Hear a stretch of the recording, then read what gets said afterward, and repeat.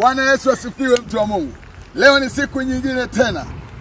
Neno la Mungu katika kitabu cha Zaburi 37 mstari wa 25 linasema, nalikuwa kijana nami sasa ni mzee, lakini sijawahi kuona mwenye haki ameachwa. Sikiliza ndugu yangu, katika maisha ya imani kuna wakati unaweza ukapita ukadhani Mungu amekuacha. Niko hapa kukutia moyo. Mungu hamwachi mwenye haki. Mungu hajakuacha. Nasema Mungu hajakuacha. Sikiliza nikwambie, niko hapa kukutia moyo. Endelea kumpenda Mungu, endelea kumwabudu Mungu, endelea kumtumikia Mungu, endelea kumwamini Mungu. Mungu hajakuacha. Nami ninakuombea Mungu akutokee, Mungu akujilie, Mungu akuonekanie katika jina la Yesu. Ninakubariki. Ni mimi ndugu yako Pastor Joseph Luoga, TAG Penueli True Worship Center, Iyunga jijini Mbeya, Tanzania. Mungu wangu akubariki sana.